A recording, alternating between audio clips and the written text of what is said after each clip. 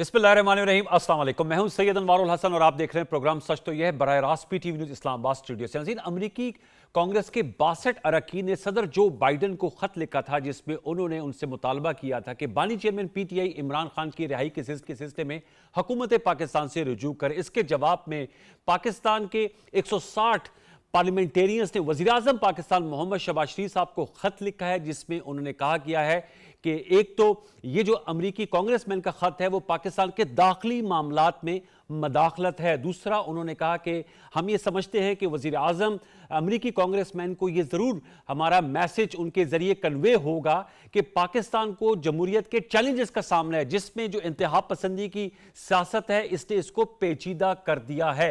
उन्होंने साथ में ये भी कहा इस खत में कि बानी चेयरमैन पीटीआई इमरान खान के जो मुकदमात हैं वो पाकिस्तान की अदालतों में जेर समात हैं। अब से 2 रोज कबल अमरीकी दफ्तर खारजा के तर्जुमान मैथ्यू मिलर ने इस बात की तस्दीक की थी कि अमेरिकन कांग्रेसमैन का खत अमरीकी सदर को मिल चुका है और वो मुनासिब वक्त पर इसका जवाब देंगे। ताहम उन्होंने इस प्रेसर में यह भी कहा था कि बानी चेयरमैन पीटीआई इमरान खान साहब के जो मुकदमात हैं वो पाकिस्तान की अदालतों में जेर समात हैं, दाखिली मामला है। और इसके साथ साथ एक मरतबा फिर इस बात की तरदीद की कि बहसियत वज़ीर आज़म उनका वोट ऑफ नो कॉन्फिडेंस में हट जाना ओहदे से उसमें अमेरिका का कतन कोई किरदार नहीं है। एक तो ये मामला जो है ये बड़ा अहम मामला है, इस हवाले से बात करेंगे। फिर जुडिशल कमीशन ऑफ पाकिस्तान 26वीं तरमीम के बाद जो नामजदगियां मांगी गई थी चेयरमैन सेनेट और कौमी स्पीकर ने, उस हवाले से मीडिया तात के मुताबिक बड़े अच्छे 4 नाम सामने आए हैं। हुकूमत कौमी असम्बली से बिलावल भुट्टो जरदारी साहब जो चेयरमैन पाकिस्तान पीपल्स पार्टी के, उनका नाम।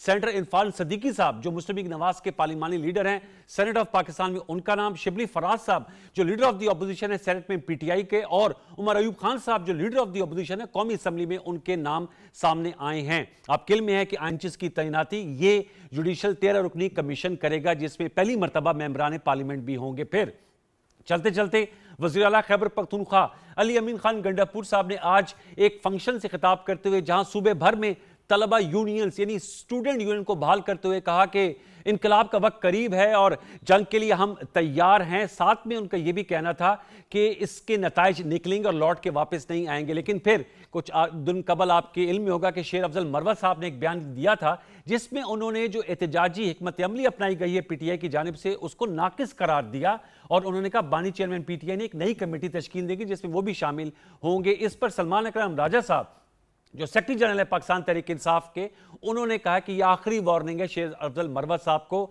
अगर उन्होंने अपने पार्टी डिसिप्लिन को ब्रीच ना किया तो फिर इसके बाद उनके खिलाफ कार्रवाई होगी। तो काफ़ी लंबा चौड़ा हमारे पास एक पूरा फैक्ट फाइल है, उस पर गुफ्तगू करेंगे। हमें ज्वाइन किया है अमीर मुकाम साहब ने, विफाकी वजीर हैं बराए उमूर कश्मीर, आपका बहुत शुक्रिया। पीजे मीर साहब ने हमें ज्वाइन किया जो सीनियर एनालिस्ट हैं, जर्नलिस्ट हैं।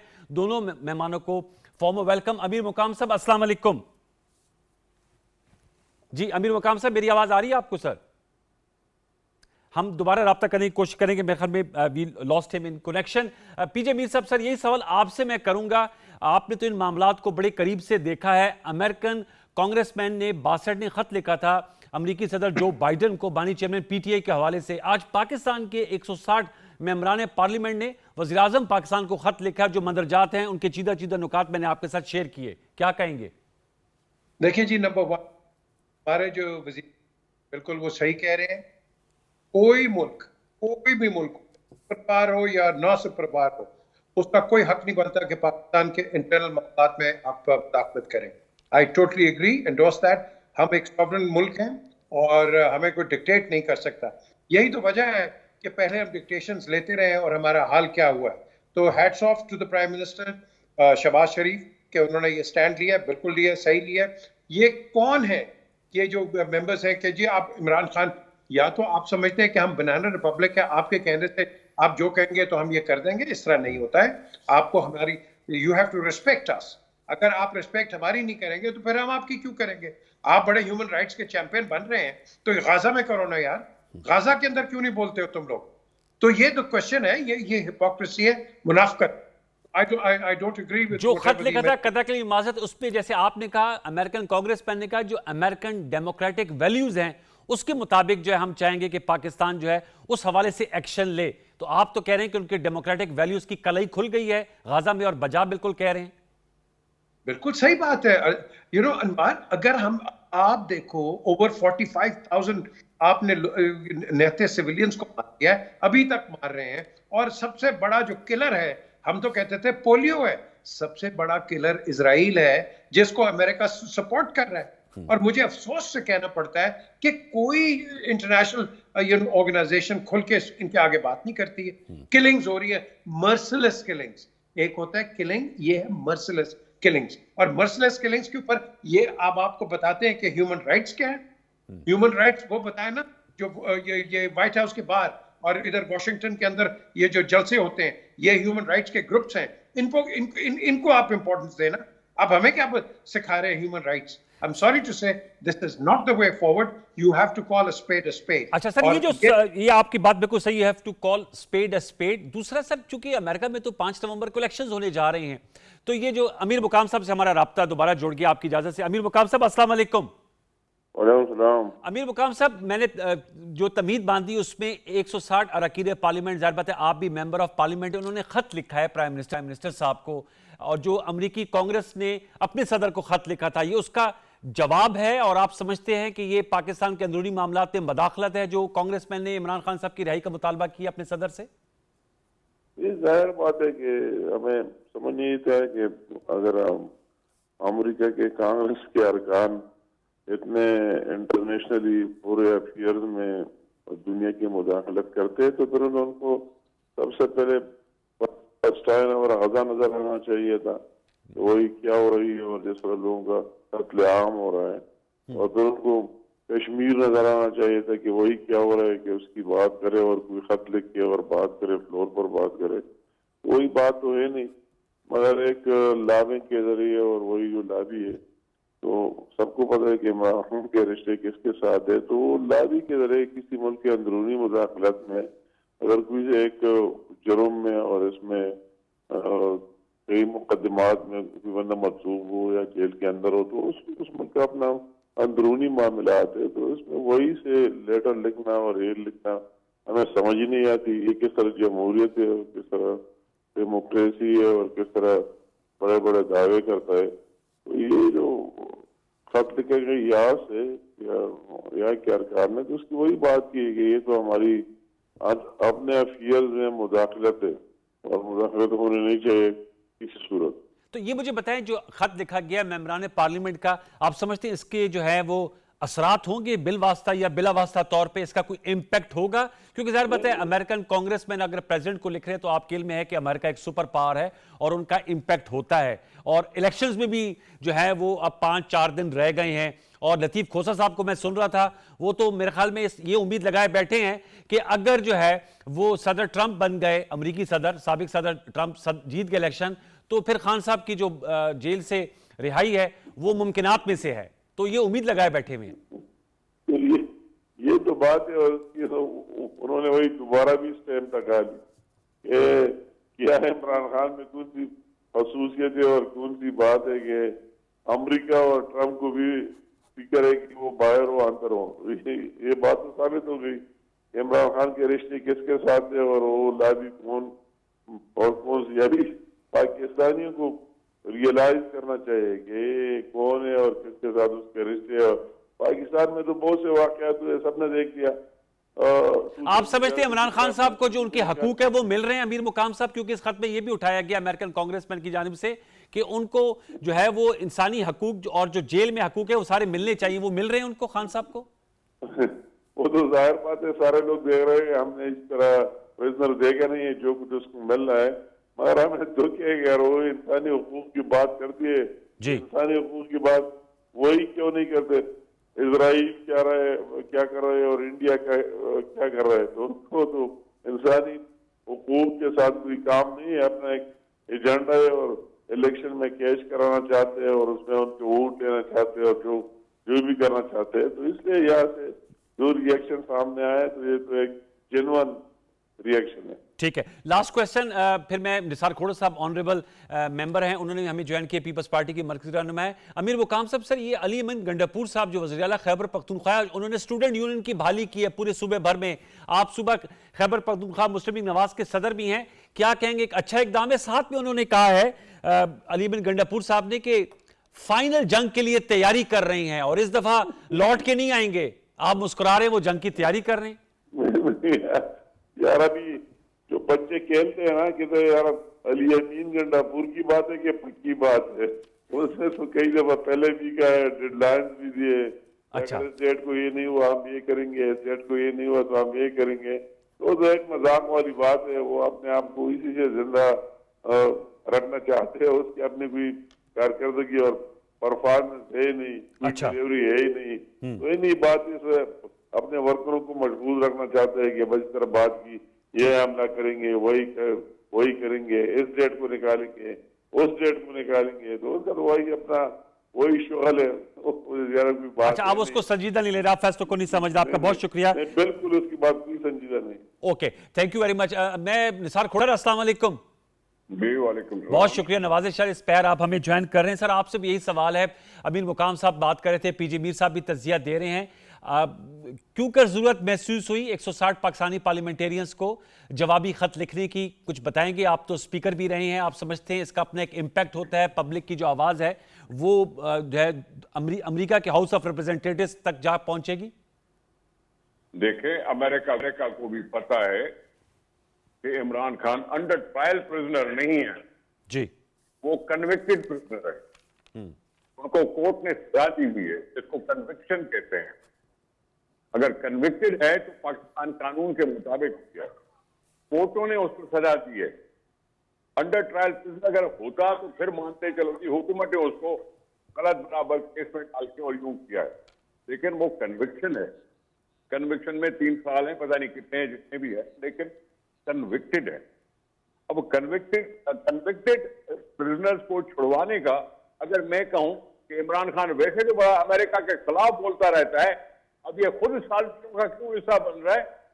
ट्रंप साहब के आसरे पे फिर साजिश कर रहा है अमेरिका के साथ। फिर इसमें क्या इसने नयापन दिखाया? नयापन तो कोई नहीं दिखाया। आप समझते हैं हमारी जो सफारतकारी है उसको ज्यादा मौसर होना चाहिए? क्या वजह है कि 62 के करीब कांग्रेसमैन खत लिख रहे हैं? अमेरिकी कांग्रेस के रुकन आजाद होते हैं। इमरान खान ने भी पता नहीं कितने पैसे देकर लॉबी की है, और लॉबी के लिहाज से कोई ना कोई जाके बताता होगा और सामने चलो खत लिख दिया। अच्छा। लेकिन आज मैंने अखबार में पढ़ा कि अमेरिका ने जवाब दिया है कि ये पाकिस्तान का अंदरूनी मसला है, उनके कानून और कानून के मुताबिक उनके साथ जो भी फैसला हुआ उसमें हम इंटरफेयर नहीं कर सकते। जी जी, ये आज अखबार में लिखा हुआ है, आपने क्यों नहीं पढ़ा? सर स्टेट डिपार्टमेंट का मैंने सर वो इब्तिदाई में जिक्र किया है, मैथ्यू मिलर साहब का। सर देखिए, बात सुने, आप अखबार पढ़ा करें ना। अखबार में आ चुका है कि अमेरिका ने कहा है कि हमारा इससे कोई वास्ता नहीं है। अगर कांग्रेस वालों ने खत लिखा भी है तो अमेरिका हमारे कानून की, हमारे कोर्टों की इज्जत करेगा। कोड़ो साहब, मैंने सर इब्तिदा में ये बयान किया, आप जरा बाद में आए थे। अच्छा, ये बताइएगा, जुडिशल कमीशन के लिए नामजदगियां भी आ गई, बड़े अच्छे नाम है। Chairman Peoples Party Bilawal Bhutto Zardari साहब, इरफान सदीकी साहब, शिबली फराज साहब और उमर अयूब साहब जो हैं जुडिशल कमीशन के मेंबर होंगे। आप समझते हैं कि आईनी बेंचेस की तैनाती में मेंबरान असम्बली की पार्टिसिपेशन से ज्यादा बेहतरी आएगी? भाई, 18वीं तरमीम में पार्लियामानी कमेटी का तस्वर था। जी जी, 18वीं तरमीम में पार्लियामानी कमेटी का तस्वर था, उस पर कुछ काम भी हुआ था। फिर उसके बाद चौधरी इफ्तिखार साहब ने जबरदस्ती 19वीं तरमीम करवाई और उसमें वो पार्लियामानी कमेटी का आंसर निकाल दिया गया। अभी जो कानून बना है, जो आइन बना है, उसमें वो वापस फिर से उसको रखा गया है। ठीक है, बात सुने, अमेरिका की जो बातें आप कर रहे हैं ना, वहां बाकायदा मेंबरान की एक कमेटी बैठती है जो मुख्तलिफ लोगों से इंटरव्यू करते हैं, चाहे वो किसी को एम्बेसडर बनाए, चाहे किसी को वो जज बनाए, चाहे किसी को वजीर बनाए। ये सब उन कमेटी के सामने पेश होता है। अब उधर ऐसे जब हो सकता है तो यहाँ हमारे पार्लियामान को क्यों बुरा भला कहा जा रहा है या कमतर कहा जा रहा है? अकल हमारा भी उतना ही है जितना अमेरिका में किसी का होगा। पार्लियामानी कमेटी अवाम की चुनी हुई होती है, और कई मुल्कों में तो जजों का इंतखाब तक होता है, इलेक्शन होता है, अवाम का इलेक्शन, अवाम का वोट, जिससे वो जज बनते हैं। तो पार्लियामानी कमेटी में हर्ज कुछ नहीं है और ये होना चाहिए। पार्लियामान सबसे सुप्रीम इदारा है, और सुप्रीम इदारे में जो भी नुमाइंदे जाते हैं उनको सुप्रीम इदारे का नुमाइंदा कहा जाता है। तो उनको क्यों हक नहीं होना चाहिए पास करने के लिए, इंक्वायरी करने के लिए, पूछताछ करने के लिए? ठीक, गलत बात है कि पार्लियामेंट का तस्वर गलत है। ठीक, बिल्कुल होना चाहिए। पार्लियामेंट का बॉक्स तैयार होने का मतलब क्या है? एग्जैक्टली ये आपने इंपॉर्टेंट बात की। मैं आपकी इजाजत से पीजे मीर साहब को भी गुफ्तगू में शामिल करूंगा। पीजे मीर साहब, आप क्या कहेंगे जुडिशल कमीशन के हवाले से? जो निसार खोड़ो साहब सीनियर पार्लियामेंटेरियन, उन्होंने कहा है कि हमेशा चाहे वो यूएस डेमोक्रेसी है उसमें भी सेनेट की इंडोर्समेंट्स होती हैं, जुडिशरी में जो अपॉइंटमेंट्स हों, जो एम्बेसडोरियल स्लॉट्स के लिए कन्फर्मेशन होती हैं, तो एक अच्छा प्रोसेस 18वीं तरमीम में था, लेकिन फिर 19वीं तरमीम में उस रोल को खत्म कर दिया गया। इस पर भी आप कैसा कमेंट चाहूंगा पीजे मीर साहब? देखिए, जो खोड़ो साहब बात कर रहे हैं बिल्कुल सही कर रहे हैं बात। जमहूरियत के अंदर यही एक मोडस ऑपरेंडी इस्तेमाल किया जाता है। लेकिन लेट्स नॉट फॉरगेट, अमेरिका ये बातें तो बड़ी करता है डेमोक्रेसी की। क्या अमेरिका के अंदर डेमोक्रेसी है? आपने देख लिया ये ब्लैक्स के साथ क्या होता है, हिस्पैनिक के साथ क्या होता है, रेड इंडियंस के साथ क्या हो रहा है, आपने देखा है? तो बात तो बड़ी करते हैं, अच्छी बात है, हम मानते हैं। But as far as Pakistan is concerned, हमने देखा है जहां इनका इंटरेस्ट नहीं हमने कैरी ऑन किया। जिस तरह आपने नवाज शरीफ को देखा, उसने, वो कहते हैं ना, बार बार नवाज शरीफ बताते हैं आपको कि 4 टेलीफोन कॉल, और उसके बाद आपने नवाज शरीफ की गवर्नमेंट को इधर उधर कर दिया। क्यों? क्योंकि because he did the nuclear explosion. तो यही चीज आपने देखनी है कि जहां भुट्टो साहब के साथ देख लो क्या किया उन्होंने कागज फाड़ा असेंबली के अंदर जाके, इनको बुरा लगा, and eventually through maneuvering, political maneuvering, आपने after the Islamic Summit Conference 74 के बाद वो कि ये तो बड़ा लीडर बन रहा है, इसको साइड पे करो। यही इन्होंने सद्दाम के साथ किया, यही इन्होंने शाह फिरान के साथ किया, हाफिज अल असद के साथ किया, किस किस के साथ नहीं किया? सो कदाफी देख लो यार आप, मोहम्मद कदाफी, आप यही करते हैं। They don't want the Muslim bloc to be strong. आप देख लो कि कितनी हेट्रेड क्रिएट हो रही है। लेकिन अब अलार्मिंग चीज ये है, सोशल मीडिया पे डोनाल्ड ट्रंप आके कहता है, और वो मांगता है मुस्लिम वोट। बिल्कुल पीटीआई की सपोर्ट है बाहर, we have to accept it. अब बाहर जब हम बात करते हैं, वो मुस्लिम वोट लेना चाह रहा है। If I get elected, I will release, I will have Imran Khan release. So naturally Imran Khan की सपोर्ट तो है, we can not deny it, but at the end of the day we have to follow procedures. हम ये बात करते हैं ना, facts and procedures, all that, तो फिर प्रोसीजर्स को हमने फॉलो करना है to maintain the running of democracy in a country. हमें डिक्टेटरशिप नहीं चाहिए। अगर हमें कोई डिक्टेट करेगा तो दैट मींस कि आइदर या हम बिक गए हैं या हमने वो कहते हैं ना, वो क्या नीज नीचे लगा दिया है, गोड़े नीचे लगा दिए, and that is how we run the country. We can not run the country like that. We have to run it on a democratic matter and fair and free. And law की जब आप बात करते हैं, it has to be not partial, complete law. That's the way it is. ये जब तक नहीं होगा, हम आगे नहीं बढ़ सकते। हमें बड़ी एकेडमिक डिस्कशंस हो जाएंगी। ये बात I totally agree with you. Nisar Khuhro साहब, सर जो पीजे मीर साहब का कहना है, मेरे ख्याल में ये बड़ी 100% उन्होंने बात की, hit the nail on the head, कि law should take its own course, और कानून जो है वो इंसाफ होता हुआ दिखाई दे तो कोई इस पे उंगली नहीं उठाएगा। आप क्या कहेंगे? खान साहब के खिलाफ मुकदमात हैं, जेर समात हैं, बुशरा बीबी जो हैं उनको जमानत पे रिहाई मिल गई है, उनकी बहनों को मिल गई है। ओ भाई, उन्होंने मेरे साथ एग्री किया, जो मैंने कहा उनको उन्होंने गलत नहीं कहा। आप कोर्टों को एक तरफ से कहते हो कि आजाद है, हमने आजादी के लिए लड़ाई लड़ी, कोर्ट आजाद हुए, और कोर्ट अगर इमरान खान के खिलाफ कोई फैसला करते हैं तो आप उसको कहते हैं ये मैलिफाइड है, आप पॉलिटिकल हैं, ये है वो है। आप क्रेडिबिलिटी खुद अपने इदारों की बढ़ाएं या कम करें। अगर कोर्ट ने फैसला दिया, किसी को कन्विक्ट किया, तो आपको उसका एहतराम तो करना पड़ता है ना। जाहिर बात है जी, सीधी बात है। तो फिर आप इस तरह से क्यों ऐसा कहते हैं कि कोर्ट ने गलत किया या कोर्ट ने सही किया? हमने भुट्टो साहब की फांसी कैसे किया? हम रोते रहे, हम चिल्लाते रहे अपनी जगह पे, और आखिर में जाके हमारी सफाई हुई कि 50 साल के बाद उन्होंने कहा हमें इंसाफ नहीं मिला, लेकिन कोर्ट ने सजा तो दे दी ना जी।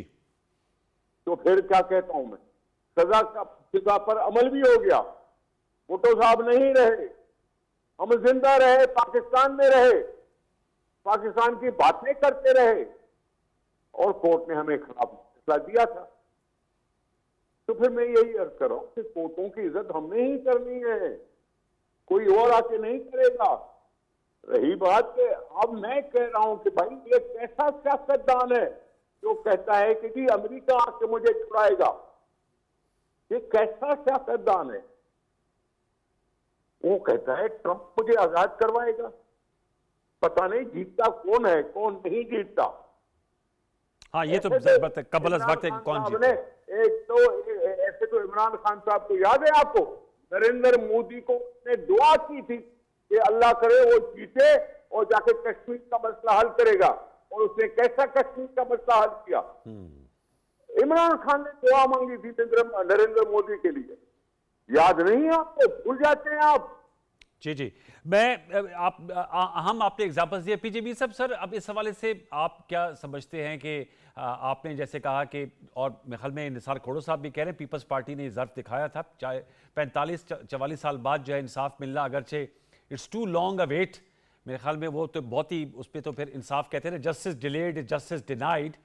कैसे सर फिर मामलात को आगे बढ़ाया जाए? मैंने सवाल ये भी रखा था अमीर मुकाम साहब की जानिब से, अली अमीन गंडापुर साहब ने कहा है कि फैसला कुन मार्के के लिए तैयार हैं हम। तो कैसे पॉलिटिकल टेम्परेचर्स को हमें नीचे लाना होगा? एक तरफ जुडिशल कमीशन में नामजदगियां हो रही हैं और अच्छी बात है कि प्रोसेस का हिस्सा बन रहे हैं, साथ में फैसला कुन मार्के की भी बात हो रही है। अनवार, सबसे पहले देखो, मेरी बड़ी इज्जत है सबके लिए। अली अमीन गंडापुर साहब, गंडापुर एक बहुत मुक़द्दस फैमिली है, बड़ी रिस्पेक्टेबल फैमिली है, लेकिन अली अमीन गंडापुर साहब अब बन गए हैं अली अमीन डंडापुर। हमने डंडापुर से निकलना है बाहर और गंडापुर बनना है। हमने कन्फ्रंटेशन नहीं करनी, हमने एक दूसरे से डायलॉग करना है। और अगर हम थ्रेट्स करेंगे एक दूसरे को, तो कल सिंध से भी थ्रेट्स आ जाएंगी, बलोचिस्तान से भी आ जाएंगी, खैबर पख्तूनख्वा, गिलगित बल्तिस्तान, फिर हर जगह से हम यही चीज देखेंगे। हमने टोन डाउन करना है अपने आप को। ये जो बड़ी वॉलेटाइल स्टेटमेंट्स और कन्फ्रंटेशनल स्टेटमेंट्स हैं, इन स्टेटमेंट्स को हमने बिल्कुल डिफ्यूज करना है। बिकॉज अगर आप इसको डिफ्यूज नहीं करोगे, आप एक कन्फ्रंटेशन पे जाओगे। और याद रखो अनवार मेरे भाई, आप मेरे साथ कई दफा बाहर गए हो इंटरनेशनल विजिट्स पे, फायदा किसको होता है? इंसर्जेंट्स को। फायदा किसको होता है? आपके एडवर्सरीज को। तो क्या हम इनके फायदे के लिए आपस में लड़ें यार? क्यों? Why? We have to join hands together. तो सैनिटी क्यों कर प्रिवेल नहीं कर रही पीजेबी साहब? Sanity why it's not prevailing? वजह क्या है सर उसकी? What a question. इसलिए नहीं, because I want to be the king and you cannot be the king. We've got to live and let live. ये वजह है। We say, I will live but you won't live. हमने हर एक का season लगाया, हमने बेनजीर भुट्टो साहब का लगाया, जुल्फकार अली भुट्टो का लगाया, आसिफ अली जरदारी का लगाया, नवाज शरीफ का लगाया, आज इमरान खान। ये आप पूरी हिस्ट्री देखो। उससे पहले आप अगर you want to go in the 50s, Sikandar Mirza को आप देख लो, और उसके बाद आप 50s की पार्लियामेंट को देख लो, किस तरह बनी, किस तरह टूटती, एक दिन की आई, 2 दिन की आई, महीने की आई, आपने निकाल दी चीजें। तो इस ट्रेडिशन को हमने खत्म करना है। ये ट्रेडिशन एक ही तरीके से खत्म होगी, पारलेस बात करें। हमने अपने हेडलॉक्स कर दिए, डेडलॉक नहीं है, ये हेडलॉक्स है। हेडलॉक्स को अनलॉक करो और then sit down and talk. ये सर बड़ी जबरदस्त बात की। मैं खोड़ो साहब से सवाल करूंगा। ये आपने कहा, खोड़ो साहब उन्होंने कहा जो है ना वो हेडलॉक्स को खत्म करके डेडलॉक को भी खत्म करें। हम ईगोस में पड़ गए हैं कि नहीं जी नहीं बात करनी पीटीआई से, पीटीआई वाले कहते हैं आपसे नहीं बात करनी। भाई आप क्या बात कर रहे हो?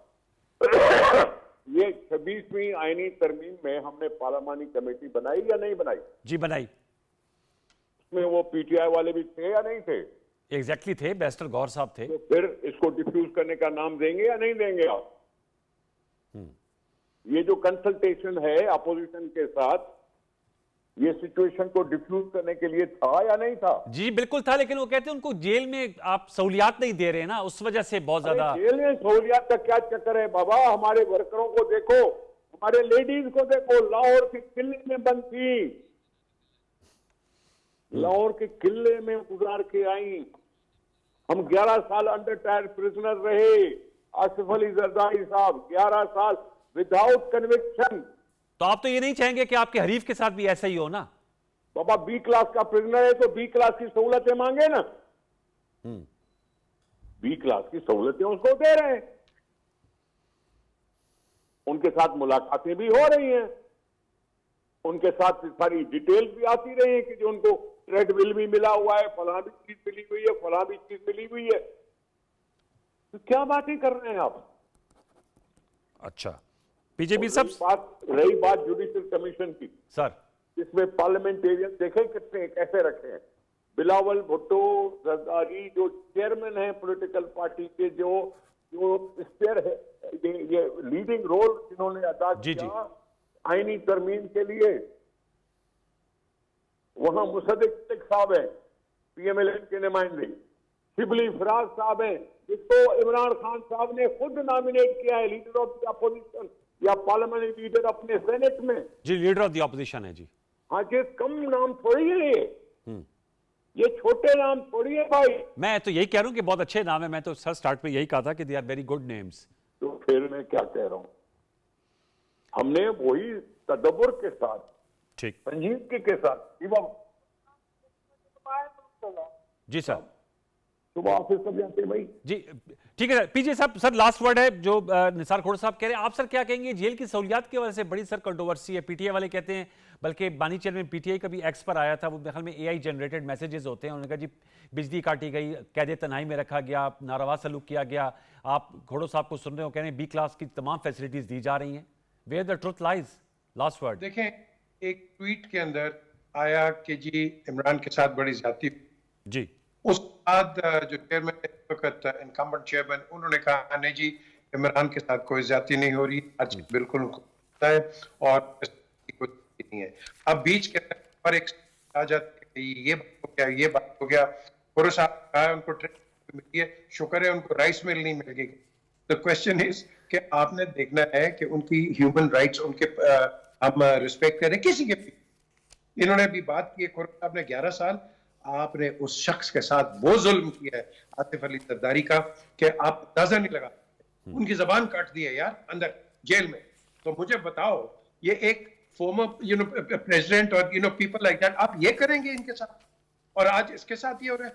हमने कोई भी हो across the board everybody wants justice, that's it. हमें जस्टिस, गरीब से गरीब, अमीर से अमीर के लिए the law has to be the same.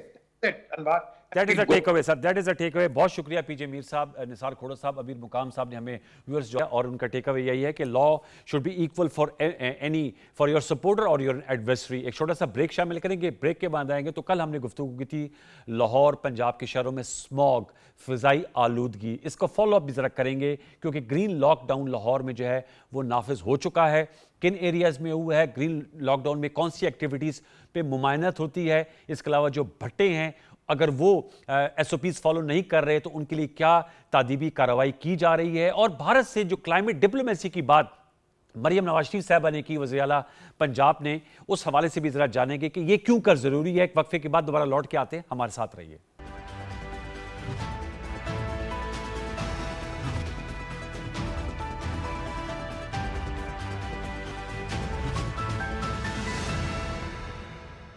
Welcome back viewers. हम गुफ्तगू करेंगे शहर लाहौर में ग्रीन लॉकडाउन जो है उसका निफाज किया गया है, जिसकी वजह है फ़िज़ाई आलूदगी, स्मॉग, जिसके बहुत से महरक़ात हैं जिस पे हमने कल इन डिटेल गुफ्तगू की। ज़रा इसकी इम्प्लीमेंटेशन के हवाले से बात करेंगे और उसके लिए हमें बहुत खुशी है, वी आर ऑनर्ड कि हमें ज्वाइन किया राजा जहांगीर साहब ने। आप प्रोविंशियल सेक्रेटरी हैं इन्वायरमेंट प्रोटेक्शन के पंजाब के। राजा जहांगीर साहब बहुत शुक्रिया प्रोग्राम सच के लिए वक्त देने का। राजा साहब, टू बिगिन विद आपसे मैं जानना चाहूँगा ग्रीन लॉकडाउन के हवाले से बताइएगा। शहर लाहौर में मीडिया इत्तलात के मुताबिक 10 के मुकामात पर ग्रीन लॉकडाउन लगाया गया है और इसमें क्या बंदिशें होती हैं, क्या इसके SOPs होते हैं? सर ज़रा पहले इस हवाले से PTV के व्यूअर्स को बताइएगा। जी अनवर साहब, इसमें थैंक यू वेरी मच, आपने मुझे अपने शो में जगह दी।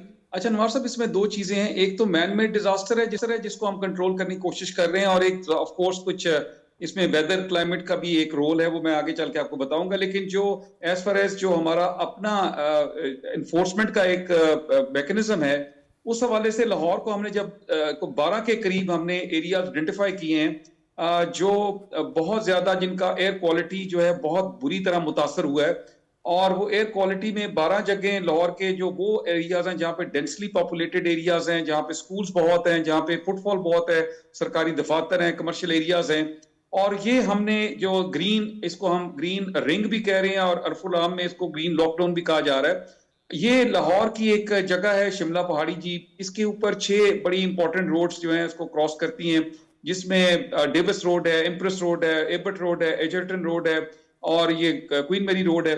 ये सारी रोड्स जो हैं ये वहां पे इसकी वजह से, और 12 स्कूल हैं बहुत बड़े बड़े जिसमें 25-30 हजार बच्चे पढ़ते हैं। फिर उसके बाद बहुत बड़ी तादाद में यहाँ पे मल्टी स्टोरी ऑफिसेज हैं जो प्राइवेट सेक्टर के हैं, कुछ हमारे बहुत ज्यादा तादाद में सरकारी दफातर भी हैं। फिर एक नादरा का एक बहुत बड़ा सेंटर है जो 24/7 चलता है।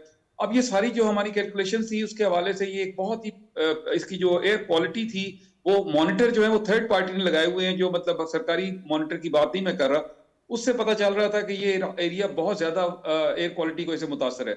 इस पे हमने जो कल हुकूमत पंजाब ने इस पे ग्रीन रिंग, इसको 1 किलोमीटर रेडियस के इसको एक लॉकडाउन लगाया है और इसमें 10 से 12 एक्शंस लिए जा रहे हैं। अच्छा। नंबर 1, हमने कंस्ट्रक्शन साइट्स को अनवार साहब बिल्कुल बैन किया है कि जो वहां पे प्राइवेट कंस्ट्रक्शन या सरकारी कंस्ट्रक्शन थी वो रोक दी गई है, क्योंकि हमने 3 माह पहले भी एक एसओपी जारी की थी कि आप कंस्ट्रक्शन जरूर करें लेकिन उसके लिए कुछ इकदाम करें कि ये डस्ट उड़ के बाहर ना जाए, उसको स्प्रिंकल करें पानी के साथ और चीजें, और उसके इसको कवर करें ग्रीन और स्टील की शीट्स के साथ, क्यूरिगेटेड शीट्स के साथ।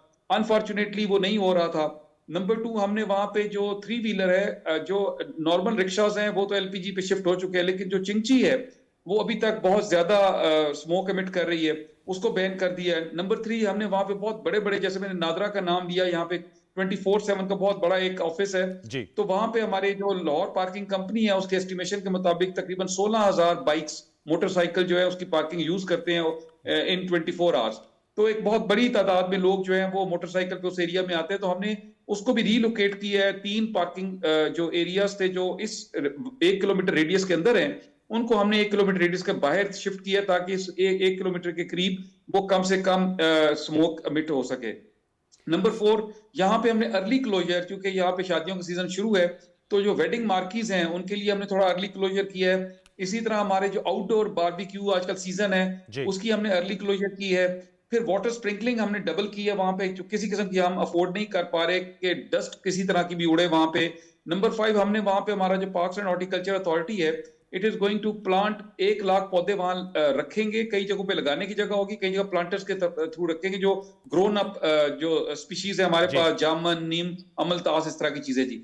इसके अलावा वहां पे हमने जो हैवी ट्रैफिक है उसको डिटूर कर दिया है, जो वहां पे जो वैन्स है, बसेस आ रही थी, उनको हमने डाइवर्ट किया है। सबसे इंपॉर्टेंट बात अनवार साहब ये है कि वहां पे बहुत ज्यादा प्राइवेट ऑफिस मौजूद हैं और उनकी बेसमेंट्स जो है, और ये 8-8, 10-10 स्टोरी बिल्डिंग्स हैं, इनके बेसमेंट में बहुत बड़े बड़े जनरेटर्स हैं जो डीजल पे चलते हैं और बहुत ज्यादा धुआं देते हैं जी।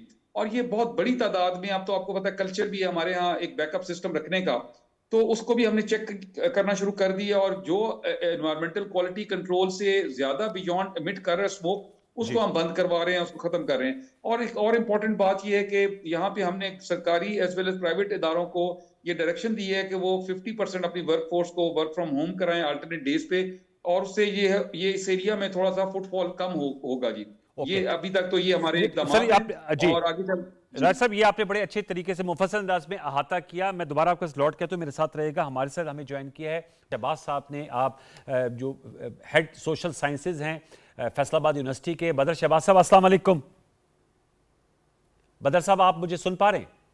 जी वालेकुम सलाम जी। बदर साहब, बाबर शहबाज मेरा नाम है जी। Babar Shahbaz, sorry I stand corrected, Babar Shahbaz साहब, बताइएगा, सेक्रेटरी साहब जो हैं उन्होंने स्टेप्स बताए हैं कि एयर क्वालिटी इंडेक्स को इंप्रूव करने के लिए ग्रीन लॉकडाउन किया जा रहा है और उस पर ये एसओपीज होंगे। आप मजमूई तौर पर किस तरह देखते हैं जो हुकूमत पंजाब ने जो मिटिगेशन प्लान लेकर आए हैं स्मॉग के हवाले से, ये वर्केबल है और एक अच्छा जामे प्लान है? बाबर साहब जी बिल्कुल। जिससे सबसे पहले तो गवर्नमेंट ऑफ पंजाब का बहुत अच्छा ये मंसूबा है ग्रीन लॉकडाउन, लेकिन थोड़ा सा हमें इसकी हिस्ट्री में जाना पड़ेगा सर। हमारे पास जो मुख्तलिफ पॉलिसीज़ और लॉज हैं, पाकिस्तान एनवायरमेंटल प्रोटेक्शन एक्ट 1997 में आया था, नेशनल क्लीन एयर पॉलिसी 2023 की है, national adaptation plan, smoke commission 2017 में बना था। इसके बाद अलावा फाइन्स और जुर्माने भी रखे गए, लेकिन उससे बहुत ज़्यादा असर नहीं पड़ा। और हम देखते हैं कि हर साल स्मोक जो है वो उसी तरह रहती है जिस तरह से पिछले साल थी। जी। लेकिन अब जो है कि एक तरह की integrated approach government of Punjab ने अपनाई है और उससे उम्मीद है कि सूरत हाल में बेहतरी आएगी। लेकिन इसके लिए ये ज़रूरी है, जिस तरह से आपने शुरू में जिक्र किया, कि ये क्रॉस बॉर्डर इशू है, इंडिया और पाकिस्तान दोनों का इशू है। पहले हम शुरू में जब ये मसला बना था तो दोनों मुल्क एक दूसरे को ब्लेम देते थे, लेकिन अब समझ गए हैं कि ये हमारा लोकल इशू है और उसको हमने मिलजुल के ही हल करना है। तो उसके लिए बड़ी ज़रूरी है कि क्लाइमेट डिप्लोमेसी, जो कि चीफ मिनिस्टर साहिबा ने जिसका एक इंदिया भी दिया है, वो शुरू की जाए। क्योंकि जो अगर हम यहाँ से कंट्रोल कर लेंगे स्मोक को, लेकिन वहाँ से आएगी तो, क्योंकि पोल्यूशन का तो कोई बॉर्डर नहीं है, वो यहाँ पे भी असर करेगी। तो उसके लिए बहुत ज़रूरी है कि हम एक जॉइंट डिप्लोमेसी क्लाइमेट ठीक के हवाले से आपने सही बड़ा अहम नुकता उठाया। राज साहब, सर मैं जानना चाहूंगा, कुछ बताएंगे कि ये जो स्मॉग है इसमें कितने फीसद हिस्सा जो है वो क्रॉस बॉर्डर जो हवाएं चलती हैं या वो जो धान को आग लगाई जाती है उसकी वजह से इसमें इजाफा हो रहा है, उसका कितना फीसद इसमें हिस्सा होगा? जी अनवर साहब, ये बाबर साहब ने बड़ी बड़ी जबरदस्त बात की इन्होंने और बड़ी सही पॉइंट आउट की चीजें भी। बेसिकली पिछले 10 दिनों में अनफॉर्चुनेटली लाहौर का जो एयर क्वालिटी इंडेक्स है उसने 700 को या क्रॉस किया या टच किया है, and that has been abnormal और अलार्मिंगली हाई। मतलब ये एबनॉर्मल है इन एनी सर्कमस्टांसेस। और इससे पहले लाहौर का जो रैकेट था वो 500 से ऊपर थोड़ा बहुत होता था, लेकिन इस दफा ये with in the span of 10 to 12 days ये इतना हुआ जी। अब जब हमने सारे को, हमारे लिए भी शॉकिंग था और हमारी भी जो टीमें बैठी हैं और उन्होंने सारा देखा जी, डाटा रैकेट देखा, इसमें जो बाबर साहब का भी इशारा था कि क्रॉस बॉर्डर, वो भी देखा। और उसमें जो हमें जो नतीजे पे पहुंचे वो मैं आपके सामने रखता हूँ और आपके नाज़रीन के लिए। अनफॉर्चुनेटली जो हमारे दोनों तरफ के, इंडियन पंजाब भी और पाकिस्तान का पंजाब भी, हमारी जो एग्रीकल्चर प्रैक्टिसेस हैं वो तकरीबन मोर और लेस सेम है जी। और हमारा जो क्रॉपिंग पैटर्न है, हमारा जो माइंडसेट है, जो ये सारा कुछ तकरीबन मिलता जुलता है जी। हमारे यहाँ इस दफा 66 लाख एकड़ पे धान की या चावल की काश्त हुई। अल्हम्दुलिल्लाह पिछले साल से 10% ज्यादा है, which is good news. But मेरे शोबे में ये थोड़ा सा हमें खतरा यही था कि 10% ज्यादा इस दफा आग लगाई जाएगी, स्टबल बर्निंग जिसको कहते हैं हम जी, बाकियात को, फसलों की बाकियात को। अच्छा, यही पैटर्न जो है इंडियन पंजाब में भी इन्हीं मौसम में वो भी अपने बाकियात जो हैं फसलों की, उनको आग लगाते हैं। और नासा की पिक्चर्स बड़ी I wish I could have shared it with you, ताकि आप टीवी पे लोगों को दिखा सकते। वो जो थर्मल स्कैनिंग करते हैं सैटेलाइट, तो नीचे पूरा रेड होता है जी, पाकिस्तान का पंजाब भी और इंडियन पंजाब भी। लेकिन इसमें जो पहलू जो बाबर साहब जिस तरफ इशारा कर रहे हैं, हमारा एक ईस्टर्न विंड कॉरिडोर है, जो ज़ाहिर एक नेचुरल एक प्रोसेस है, विंड का अपना एक पैटर्न होता है। और ये इस तरह की सारी वेबसाइट्स अवेलेबल हैं, लोगों के पास एप्स मौजूद हैं जो इंटरनेशनली नोन है, विंड फाइंडर, विंडी और बेशुमार आइकॉन, इस तरह के नाम की। और ये बड़ी इनके बड़ी मिलियंस में फॉलोइंग है और ये लोग इसको फॉलो करते हैं जी। उसको अगर आप खुद भी डाटा निकाल के देखें, उसे कोई भी देखना चाहे, तो पिछले 10 दिनों में ईस्ट से 1 to 7 किलोमीटर पर आवर की स्पीड से विंड ने वो सारा का सारा धुआं जो दिल्ली से शुरू करके अमृतसर, चंडीगढ़, ये सारे एरिया से होता हुआ वो लाहौर के ऊपर लेके आ गया और 700-800 तक हिट किया इसने हमारी एयर क्वालिटी को। अब ये जो दोनों तरफ, और दूसरी तरफ मैं थोड़ा सा एक, क्योंकि ये तो एक विंड वेदर पैटर्न है जिसको तो जैसे भी क्लाइमेट डिप्लोमेसी की बात हुई, मैं यहाँ बताता चलूं कि पंजाब ने अपनी पहली क्लाइमेट चेंज पॉलिसी जो है 3 माह पहले, 2-2.5 माह पहले लॉन्च की है। अच्छा। और उसमें गिवन था कि हमें, चूंकि वी थॉट इट थ्रू, हमारी जो सीनियर मिनिस्टर हैं मरियम औरंगजेब, उन्होंने इसको बिल्कुल सोच समझ के बड़ी मेहनत से इसको ड्राफ्ट करवाया और क्लाइमेट डिप्लोमेसी को उसके अंदर एक उसको जगह दी कि हमने ये करना पड़ेगा, क्योंकि जो वेदर या क्लाइमेट है ये रीजनल और ग्लोबल एक प्रॉब्लम है। ये कोई बॉर्डर्स नहीं देखता, ये नहीं देखता कि यहाँ से अब दूसरा मुल्क शुरू हो गया तो हमने कोई चेंज हो जाना जी। उसमें फिर हमारा जो चीफ मिनिस्टर साहब ने कल अपनी स्पीच में भी इस चीज का इरादा किया कि she is going to write a letter to her counterpart in India, और वो चाहेंगी कि इस पे बात हो, जिस तरह माजी में दरियाओं पे बात हुई है, दीगर चीजों पे बात होती है हमसाया ममालिक के साथ। तो उस हवाले से ये एक ऐसा मामला है जो दोनों मुल्कों के लिए, अभी इस वक्त जब मैं आपसे बात कर रहा हूँ और मैंने थोड़ी देर पहले जब विंड का पैटर्न चेक किया, तो अब ये साउथ ईस्ट आ रहा है जी, ये ऊपर जम्मू से और उधर से अब दोबारा लाहौर के अंदर हल्का फुल्का शामिल हो रहा है। और ये आने वाले दिनों में Saturday night, Sunday and Monday ये हमारे लिए प्रॉब्लमेटिक होंगे, क्योंकि अगेन जो विंड का जो पैटर्न है वो हमें जो फोरकास्ट आई है वो दोबारा से लाहौर के अंदर ये एक एक्सट्रीम AQI पे जाएगा जी। अच्छा। इस वक्त चूंकि अल्हम्दुलिल्लाह इट्स अराउंड 200, आज तो ये अल्हम्दुलिल्लाह 140 से लेकर 70 की रेंज में रहा, लेकिन आने वाले दिनों में ये बढ़ेगा और उसका वजह पार्टली इंडियन ये जो वेदर की वो भी है, और पार्टली हमारी लोकल इश्यूज भी हैं। यस सर, मैं लोकल इश्यूज में भी आना चाहूंगा, लेकिन मैं चाहूंगा बाबर साहब सुपर सीडर जो मैकेनिज्म है सर वो कितना कामयाब है? बाबर शहबाज साहब जरा इस हवाले से बताएगा, कोई टेक्नोलॉजीज भी तो बनी होंगी, और दूसरा जहां एक तो हवाओं का जिक्र किया सेक्रेटरी साहब ने, वहां पर हमारे जो भट्टे हैं उनसे जो काला धुआं निकलता है, फिर इंडस्ट्रियल वेस्ट है उसका प्रॉपर डिस्पोजल नहीं होता, हमारे जो इमिशन है जो गाड़ियों से होती हैं, तो ग्रीन ट्रांसपोर्ट की तरफ बढ़ना, क्लीन एनर्जी की तरफ बढ़ना, ये भी तरजीहात में शामिल होना चाहिए बाबर साहब। जी बिल्कुल जी, इसमें सबसे पहले तो मैं बताना चाहूँगा कि जो स्मोग में जो हिस्सा है, जो फसलों की बाकियात को आग लगाते हैं किसान, खासतौर पे चावल की फसलों को, वो तकरीबन 20 से 25% तक उसका कंट्रीब्यूशन है। 40 से 45% तक ट्रांसपोर्ट के जो गैर मियारी धुआं वगैरह है, और बाकी जो है वो जो कोयले से हम ईंधन बनाते हैं और इंडस्ट्री का हिस्सा है। और इसके लिए जैसा आपने कहा कि जो गवर्नमेंट ने स्कीमें उठाई, नाफिज की हैं, लेके आए हैं, वो बहुत अच्छी स्कीम्स हैं, ख़ासतौर पे सुपर सीडर और श्रेडर, और जिससे, लेकिन मसला ये है कि किसानों के पास उसको ख़रीदने की इस्तात नहीं है।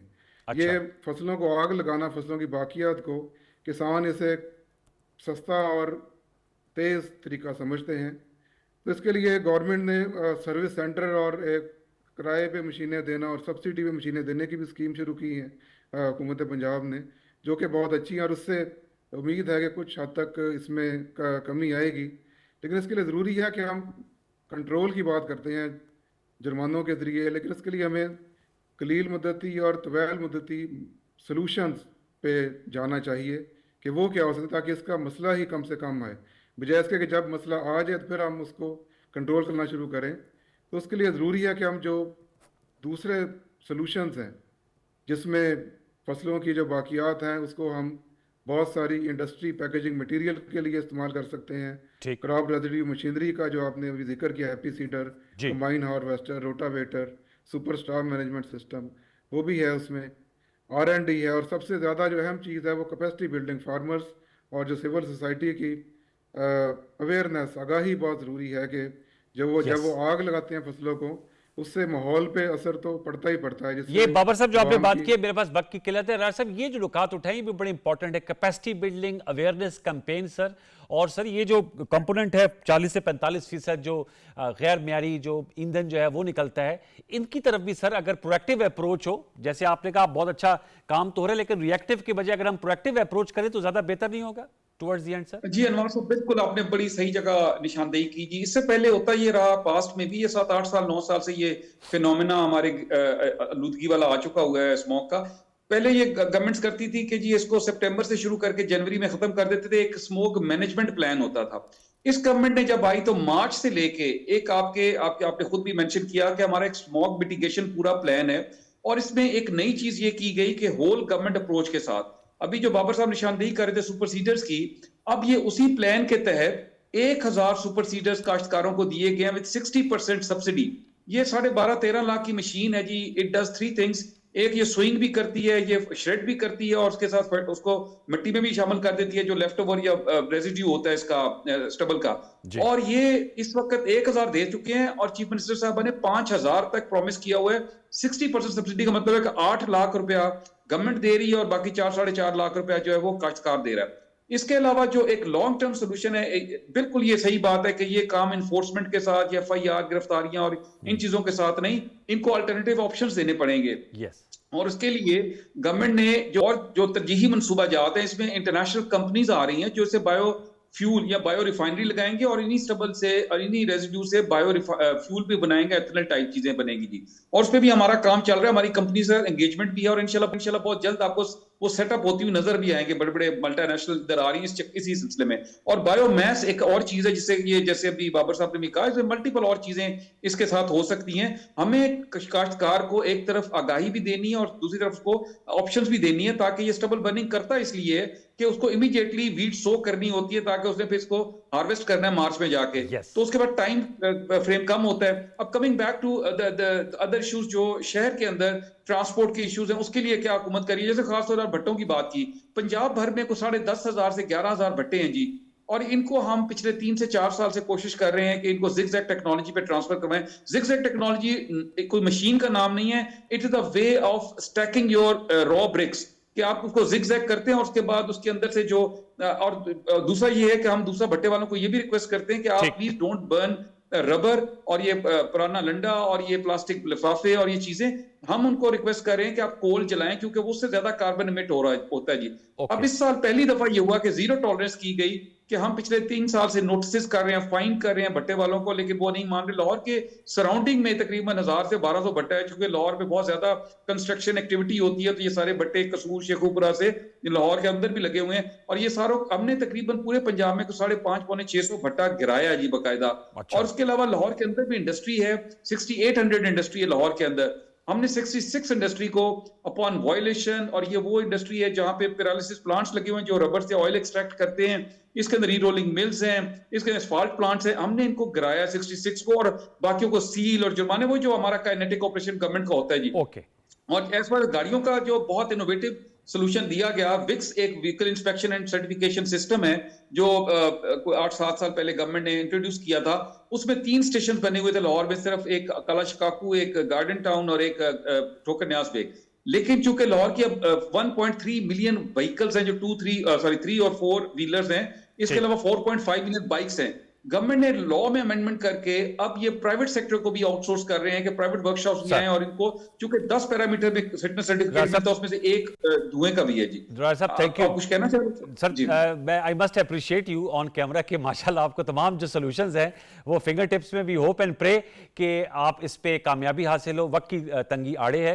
थैंक यू वेरी मच राजा साहब, राजा जहांगीर साहब, सेक्रेटरी तहफ़्फ़ुज़ माहौलियात पंजाब, आपने गुफ्तगू की, wish you best of luck. और बाबर शहबाज साहब ने बड़े अच्छे सॉल्यूशंस भी बताए हैं कि क्या अप्रोच होनी चाहिए जिससे ये जो मसला है जो हर साल मुड़कर आ रहा है इसका तदारुक किया जाए और लॉन्ग टर्म बेसिस। प्रोग्राम का वक्त खत्म हो जाता है, कल आपसे दोबारा मुलाकात होगी। तब तक के लिए सैयद अनवारुल हसन और सच टीवी प्रोडक्शन टीम को इजाज़त दीजिए। अपना बहुत सा ख्याल रखिए। अल्लाह ने के बाद।